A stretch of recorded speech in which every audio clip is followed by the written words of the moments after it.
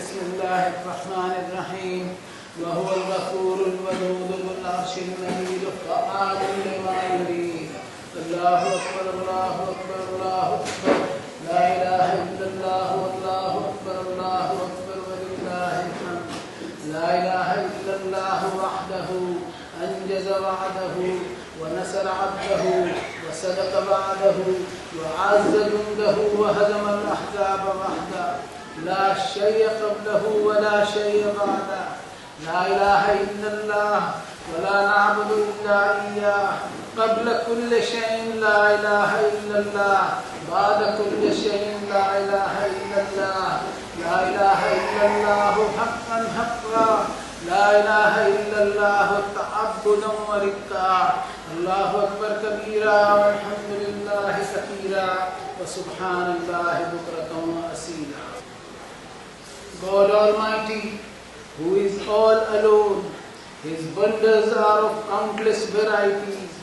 وہ ایک اکیلا سروشکتیمان ہے جو آسمانوں اور زمین اور ساری کائنات پر حاکمیت رکھتا ہے. بے شمار اس کے کرشمے اور قدرتیں ساری کائنات اس ایک اکیلے مالک کے اثر اور پربھاؤ کی گواہی دیتی ہے کہ وہ ایک اکیلا مالک، ایک اکیلا کریٹر، ایک اکیلا سرجنہار، ایک اکیلا پالنہار، جس کے کئی نام اور صفتیں اور وشیشتائیں ہیں. اس کی بے شمار قدرتوں میں سے ایک قدرت یہ بھی ہے کہ وہ عالم الغیب والشہادہ بھی ہے، یعنی ہر چھپے اور ظاہر کی جانکاری اس کے پاس موجود ہے. He knows the past, present and the future even. یعنی وہ ماضی، حال، مستقبل اور بھوشیہ کو بھی جانتا ہے. یعلم ما بین ایدیہم وما خلفہم. اس کے علم نے وقت اور زمانے کو بھی گھیرے رکھا ہے. لا زوال اقتدار کا مالک. He can never be ruled by anyone. اس پر کسی کا کوئی حکم، بادشاہی یا شاسن نہیں. ہم اس کی تکبیر بیان کریں. اللہ اکبر اللہ اکبر اللہ اکبر لا الہ الا اللہ واللہ اکبر اللہ اکبر وللہ الحمد. ان ساری کوالٹیز کے ساتھ ورحمتی وسعت کل شیء، یہ کوالٹی بھی ہے کہ وہ آل انکمپاسنگ مرسی اور سروویاپی دیا اور اتنا رحم والا اور اتنا مہربان ہے کہ اس کی مرسی، رحم اور مہربانی کسی بھی حد کو نہیں جانتی. اس کی رحمت اتنی دورگامی ہے کہ بغیر کسی بھید بھاؤ اور فرق کے ہر ایک کو پہنچتی ہے. اپنی مخلوق کو کریٹ کرنے کے ساتھ ساتھ اپنا رحم و کرم ہر ایک پر مسلسل نچھاور بھی کرتے رہتا ہے. وہی ہے جو تمام مخلوقات کے لیے ہر پل رحم اور بھلائی کا سرچشمہ اور سورس ہے، جس میں اس کی مخلوق اس کی کریشنز کے لیے اچھے اور برے کا فرق کیے بغیر، چاہے اس کی مخلوق وفادار ہو یا بے وفا، اس کا رحم و کرم ہر ایک پر جاری ہے. His every quality is under the umbrella of mercy. اس رب کی ہر صفت اس کی رحمت کے سائے تلے چلتی ہے. ہر آدر، سمان اور بڑکپن کا ایک اکیلا مالک. وہ ہر ایک نافرمان کو اپنے بس میں اور اپنے قابو میں کر سکتا ہے، لیکن وَهُوَ الْغَفُورُ الْوَدُودُ. He is always merciful first. وہ ہمیشہ پہلے رحم کرتا ہے. وہ اپنے گنہگار بندے کو سزا نہیں دیتا بلکہ توبہ کا موقع عنایت فرماتا ہے. وہ معاف کرنے والا، بخشنے والا، اپنی محبت میں سب کو اپنانے والا مہربان رب ہے. اور اسی طرح العزیز الحکیم بھی ہے وہ، یعنی مکمل اختیار رکھنے والا، پورے اقتدار کا مالک اور حکمت اور وزڈم سے بھرپور اس کی ذات اقدس. ذو العرش المجید ہے وہ. دنیا کی بادشاہتوں میں پارشلٹی، جانبداری اور پکشپات کا اندھا راج چلتا ہے، جبکہ اللہ تعالیٰ کی بادشاہت میں کوئی اندھیر نگری اور چوپٹ راج والا معاملہ سوچا بھی نہیں جا سکتا. فعال لما یرید ہے اللہ تعالیٰ کی ذات اقدس. وہ ایک فعال قوت ہے، ایک ایکٹیو فورس ہے اور ایکٹیو پاور ہے. اس کی تکبیر بیان کریں ہم. اللہ اکبر اللہ اکبر اللہ اکبر لا الہ الا اللہ واللہ اکبر اللہ اکبر وللہ الحمد. یہ وہ توحید کا پیغام ہے جو جناب محمد الرسول اللہ صلی اللہ علیہ وسلم نے دنیا انسانیت کو دیا، اور ساتھ ہی ساتھ اس کتاب کی آیتوں کی طرف توجہ بھی دلائی جس کے نزول کی ابتدا رمضان المبارک میں ہوئی کہ یا ایھا الانسان ما غرک بربک الکریم، کہ اے انسان تجھے اپنے کرم والے رب کے تعلق سے کس چیز نے دھوکے میں ڈالے رکھا ہے۔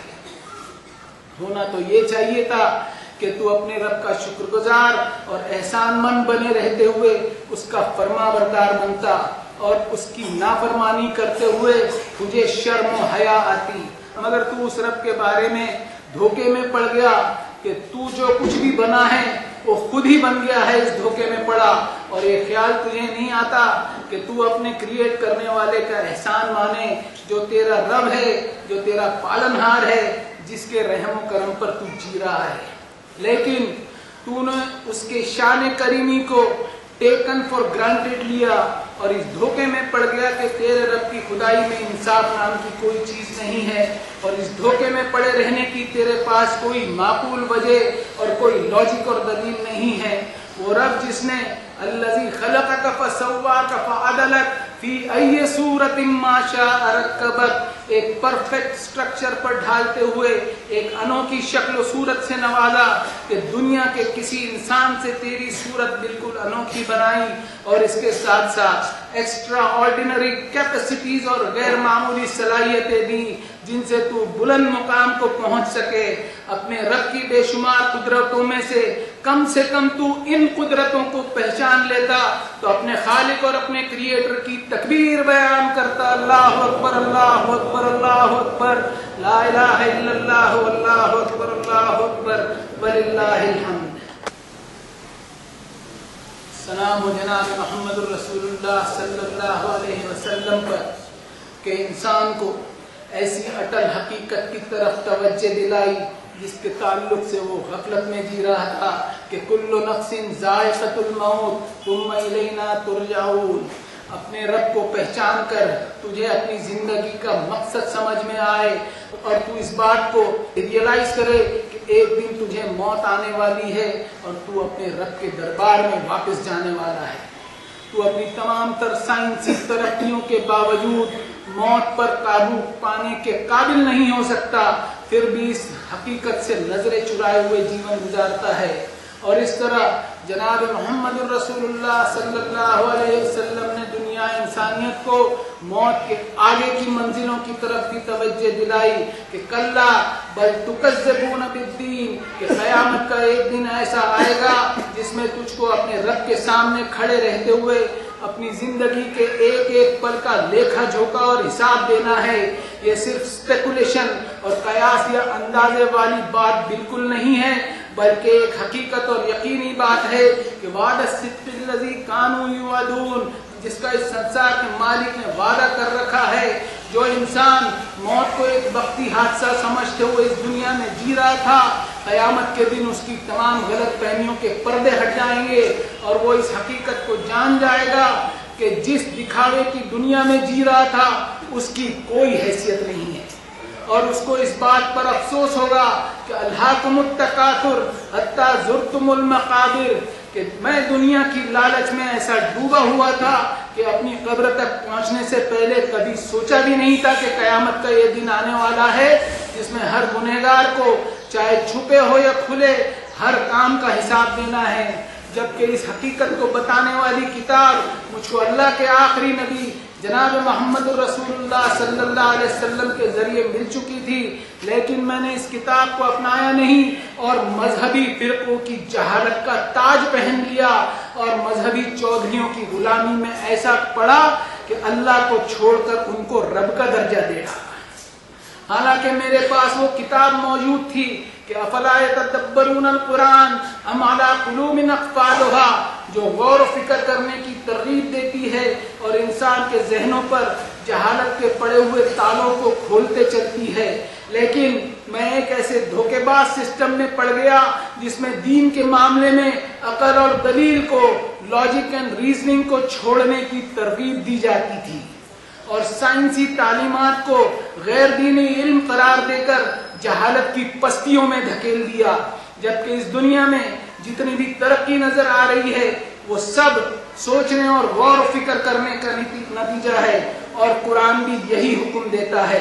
इसलिए कि कुरान इंसानों को इंटेलेक्चुअल और दानिश्वर बनाता है, और मजहबी पेशवा ऐसे बेवकूफ बनाते हैं जिससे ऐसा बोगस मजहब तैयार होता है जिसमें गुनाह बख्शवाने के झूठे पैकेज मौजूद होते हैं, जिसके सबब मानने वालों में कयामत के ताल्लुक से एक ऐसी बेफिक्री जन्म ले लेती है कि इंसान गुनाह करने में जरा भी नहीं हिचकिचाता। आज उम्मत के हाल पर हम कलेक्टिवली गौर करें कि खुद हमारा कैरेक्टर तौहीद और आखिरत के ताल्लुक से कितना करप्टेड है। एक आयत का सहारा लेता हूँ, अला इन्ना औलिया अल्लाह ला खौफुन अलैहिम वला हुम यहज़नून। हमने इस आयत को ऐसा मिस इंटरप्रीट किया कि खुद भी गुमराह हुए और लोगों को भी हमने गुमराह किया कि अल्लाह के वलियों को खौफ न होने से वो हमें बचा लेंगे, इसलिए कि वो अल्लाह से डरते नहीं। अरे भाई, उसके आगे की आयत तो पढ़ो जो खुद इस आयत की तफसीर कर रही है कि अल्लज़ीना आमनू व कानू यत्तकून।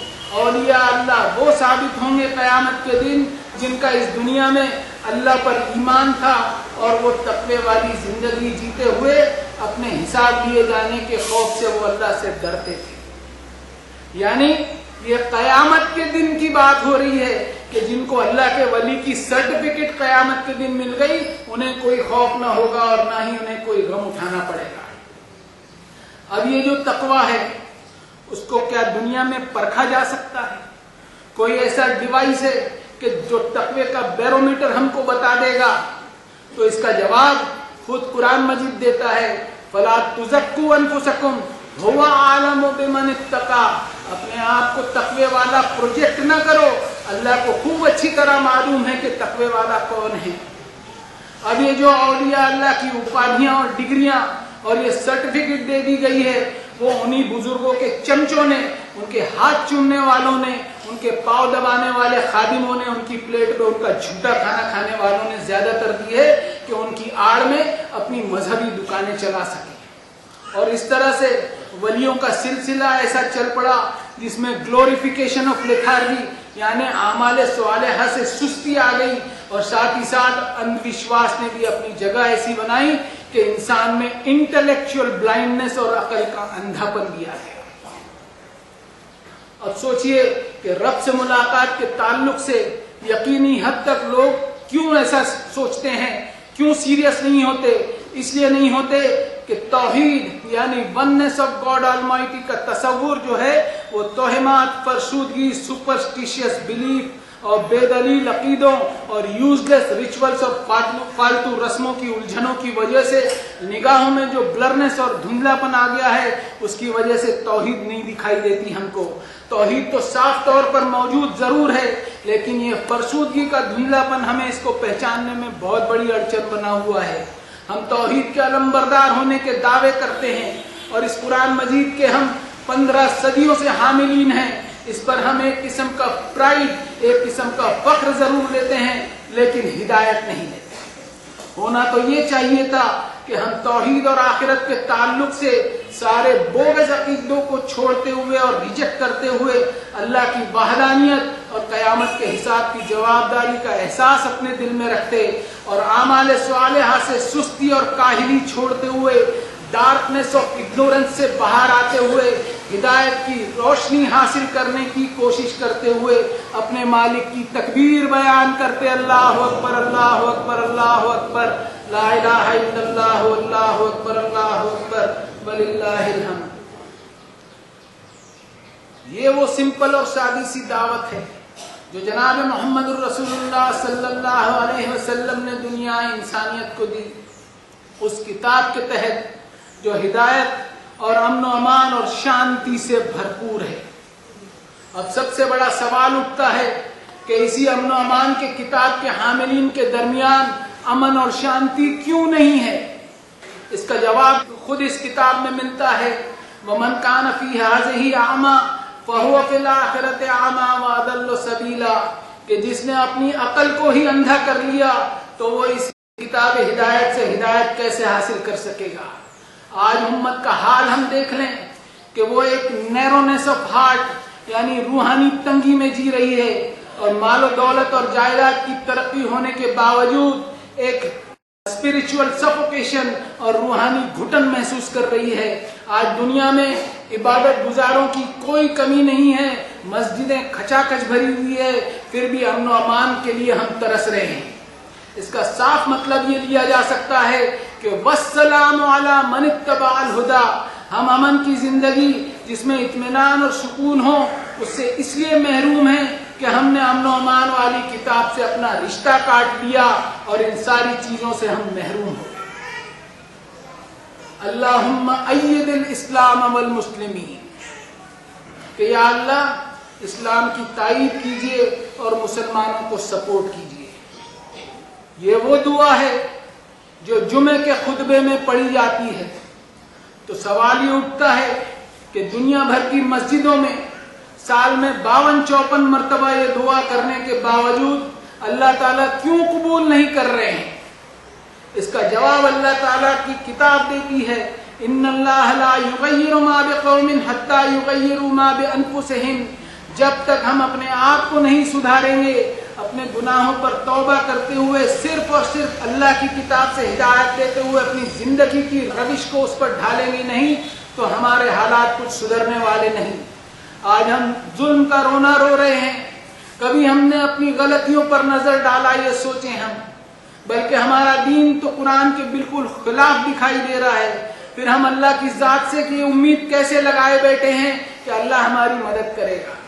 وَإِذَا أَرَادَ اللَّهُ بِقَوْمٍ سُوءًا فَلَا مَرَدَّ لَهُ وَمَا لَهُم مِّن دُونِهِ مِّن وَالٍ، اگر اللہ نے ہماری کرتوتوں کی وجہ سے ہماری بربادی کا فیصلہ کر لیا تو دنیا کی کوئی طاقت ہمیں نہیں بچا سکتی۔ 7 اکتوبر 2023، 7 اکتوبر 2023 یہ وہ تاریخ ہے جب سے آج تک دو اہل کتاب ملک آپس میں بھیڑے ہوئے ہیں، بندوقیں، بم، راکٹ، میزائل، انہی کے ذریعے دونوں میں آپس میں باتیں ہو رہی ہیں، جس کے نتیجے میں بے گناہ انسانوں کے خون سے زمین لال ہو گئی، زخمی لوگوں سے ہسپتال کھچا کھچ بھرے ہوئے ہیں، انسانی لاشوں سے قبرستان بھر گئے، پھر بھی ہمارے سیاسی لیڈروں کا دل نہیں پسیجتا۔ اسی کتاب کی ایک آیت ہے جس میں فرمایا فَلَوْلَا كَانَ مِنَ الْقُرُونِ مِنْ قَبْلِكُمْ اولو بقیت ینہون عن الفساد فی الارض الا قلیلا ممن انجینا منہم، انسانوں تمہاری آبادیوں میں، تمہاری سبھیتاؤں اور سویلائزیشنز میں ایسے لوگ کیوں نہیں ہوتے جو زمین میں فسادی مار کاٹ، خون خرابہ اور جنگ و فساد کرنے والے کے ہاتھوں کو روکتے؟ ایسے لوگ بہت تھوڑے ہوتے ہیں، لیکن بہت سے ایسے ہوتے ہیں کہ وَاتَّبَعَ الَّذِينَ ظَلَمُوا مَا أُتْرِفُوا فِيهِ وَكَانُوا مُجْرِمِينَ، کہ پچھلے دروازوں سے ان فسادیوں اور خون خرابہ کرنے والوں سے ملے ہوئے ہوتے ہیں، اس لیے کہ ان کا خود بھی چھپا فائدہ ہوتا ہے، ویسٹڈ انٹرسٹ ہوتا ہے۔ پچھلے 2-2.5 سالوں سے ہم دیکھیں کہ یوکرین اور رشیا کا بھی خونی نظارہ دنیا دیکھ رہی ہے۔ اس آیت کے تحت ہم دیکھیں کہ ملکوں کو بھیڑا دیا جاتا ہے، اور اس بھیڑن کے پیچھے چھپا مقصد یہ ہوتا ہے کہ آؤٹ ڈیٹڈ اور پرانے ہتھیار جو اپنی ایکسپائری کو پہنچنے والے ہیں ان ہتھیاروں کو بیچا جائے اور ان سے ٹنوں کے حساب سے دولت کمائی جائے۔ لیکن دوسری طرف ہم بھی کوئی کم نہیں ہے، ہمارا بھی کیریکٹر جو ہے اس میں صحیح نہیں ہے۔ ان عدت الشہور عند اللہ 12 شہرا فی کتاب اللہ یوم خلق السماوات والارض منها 4 حرم، 12 مہینے کا ایک سال اللہ نے اس دنیا کے بنائے جانے کے دن سے سیٹ کیا ہے، جس میں ہر سال اللہ نے حرمت والے 4 مہینے بتائے ہیں جن میں جنگ حرام ہے۔ تازہ ہسٹری اس بات کی گواہ ہے کہ ہمارے بھی 2 ملک 10 سال آپس میں لگاتار جنگ کی اور بھیڑ گئے ایک دوسرے سے۔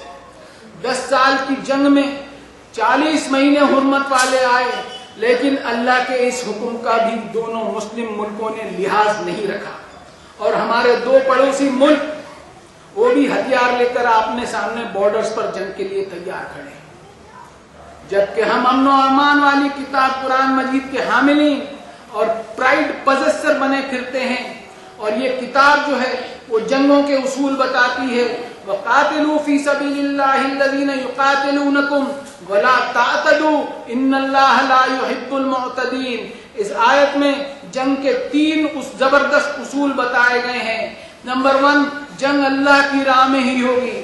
نمبر 2 جنگ انہی لوگوں سے ہوگی جو جنگ کرنے میں تم سے پہل کرے، یعنی جنگ کا بگل سامنے سے بجے. اور نمبر 3 جنگ میں کسی قسم کی زیادتی نہ ہو، یعنی جنگ ہوگی تو اللہ کی راہ میں ہوگی، فی سبیل اللہ ہوگی، فی سبیل وطن نہیں ہوگی، فی سبیل زمین نہیں ہوگی، فی سبیل ایگو نہیں ہوگی، فی سبیل فخر نہیں ہوگی، فی سبیل کرسی نہیں ہوگی، فی سبیل سیاست نہیں ہوگی، اپنی طاقت اور پاور دکھلانے کی خاطر نہیں اور معصوم انسانوں کے خون کی قیمت پر نہیں. اس اکیڈمی کی بنیاد ڈالنے والے نے الگ الگ قوموں کے درمیان امن، شانتی اور بھائی چارہ قائم کرنے کی خاطر پیام انسانیت کی مہم کو اپنی زندگی بھر جاری رکھا. اپنی تقریروں میں اکثر وہ اس بات کو کوٹ کیا کرتے تھے کہ ان الذین آمنوا والذین ہادوا والنصارى والصابئین، کہ تم ایمان والے ہو، مسلم گھرانے میں پیدا ہوئے یا عیسائی گھر میں یا یہودی گھر میں یا کسی بھی گھر میں، اس سے کوئی فرق نہیں پڑتا. من آمن باللہ والیوم الآخر وعمل صالحا. اصل کرائیٹیریا یہ ہے کہ جو کوئی ایک اکیلے مالک کی بندگی اور غلامی کرے گا، قیامت کے حساب کے تعلق سے سچیت اور سجگ رہتے ہوئے جیون گزارے گا اور اس دھرتی پر انسانی بھائی چارہ، امن و امان، سکون اور شانتی کی خاطر بھلائی والے کام کرے گا، تو فلہم اجرہم عند ربہم ولا خوف علیہم ولا ہم یحزنون. تو ایسے امن پسند لوگوں کو قیامت کے دن کوئی ڈر نہیں ہوگا اور نہ ہی کوئی افسوس ہوگا. پیدائشی طور پر جنت کا تصور گھمنڈ، غرور، نفرت اور تعصب پیدا کرتا ہے، جس کا نتیجہ ہنسا اور خون خرابی کی صورت میں نکلتا ہے.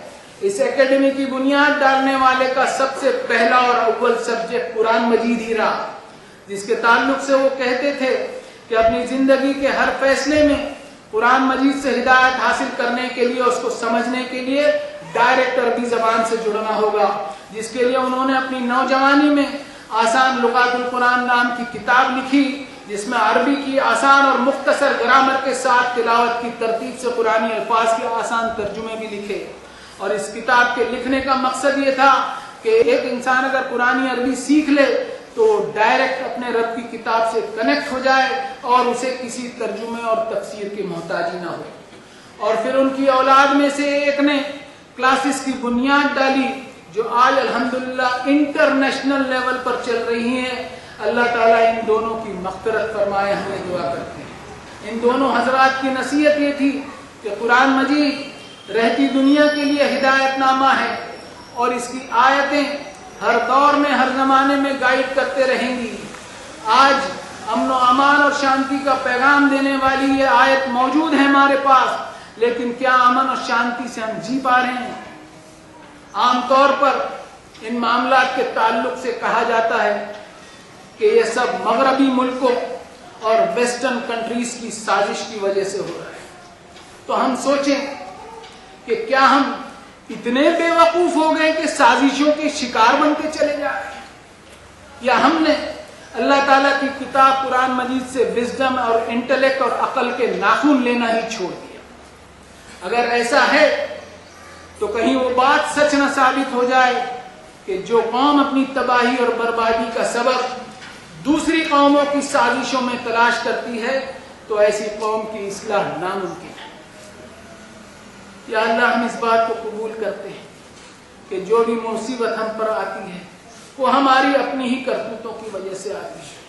یا اللہ، ہم معافی مانگتے ہیں آپ سے اور آپ کی کتاب کی طرف رجوع کرتے ہوئے آپ کی تکبیر بیان کرتے ہیں. اللہ اکبر، اللہ اکبر، اللہ اکبر، لا الہ الا اللہ واللہ اکبر، اللہ اکبر وللہ الحمد.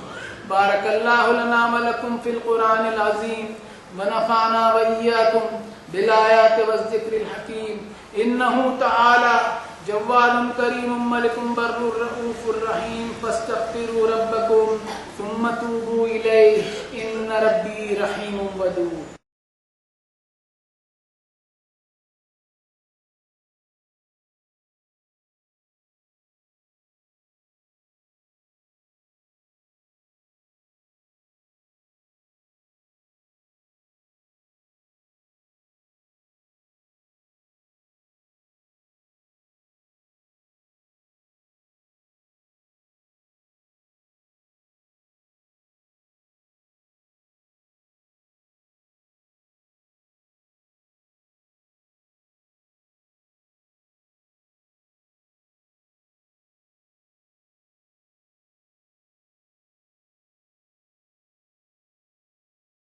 أعوذ بالله من الشيطان الرجيم بسم الله الرحمن الرحيم وقل الحمد لله الذي لم يتخذ ولدا ولم يكن له شريك في الملك ولم يكن له ولي من الذل وكبره تكبيرا الله أكبر الله أكبر الله أكبر لا إله إلا الله الله أكبر الله أكبر ولله الله أكبر كبيرا والحمد لله كثيرا وسبحان الله بكرة وأصيلا إن الله وملائكته يصلون على النبي يا أيها الذين آمنوا صلوا عليه وسلموا تسليما اللهم صل على محمد عبدك ورسولك النبي الأمي الذي جاء بالهدى والفرقان وصل على جميع الأنبياء والمرسلين وعلى الملائكة المقربين وعلى أصحاب رسول الله صلى الله عليه وسلم وعلى أزواج رسول الله صلى الله عليه وسلم وعلى أهل بيت رسول الله صلى الله عليه وسلم ربنا لك الحمد إنك أنت السميع المستجيب الدعاء سبحان الملك القدوس سبحان ذي الملك والملكوت سبحان ذي العزة والعظمة والهيبة والقدسة والقدرة والكبرياء والجبروت سبحان الملك الحي الذي لا ينام ولا يموت سبوح قدوس ربنا ورب الملائكة والروح اللهم اجرنا من النار يا مجير يا مجير يا مجير ربنا آتنا في الدنيا حسنة وفي الآخرة حسنة وقنا عذاب النار ربنا إنك من تدخل النار فقد أخزيته وما للظالمين من أنصار ربنا اصرف عنا عذاب جهنم إن عذابها كان غراما ربنا فاغفر لنا ذنوبنا وكفر عنا سيئاتنا وتوفنا مع الأبرار اللهم أيد الإسلام والمسلمين اللهم انصر من نصر دينك الذي جاء به محمد صلى الله عليه وسلم وجعلنا منهم اللهم هين علينا سكرات الموت اللهم أخرجنا من الظلمات إلى النور اللهم أرنا الحق حقا وارزقنا اتباعه اللهم أرنا الباطل باطلا وارزقنا اجتنابه اللهم أرنا الأشياء ربنا تقبل منا إنك أنت السميع العليم وتب علينا إنك أنت التواب الرحيم برحمتك يا أرحم الراحمين عباد الله اتقوا الله رحمني ورحمكم الله إن الله يأمر بالعدل والإحسان وإيتاء ذي القربى وينهى عن الفحشاء والمنكر والبغي يعظكم لعلكم تذكرون اذكروا الله العلي العظيم يذكركم واشكروه على نعمه يزدكم ولذكر الله أكبر الله أكبر الله أكبر الله أكبر لا إله إلا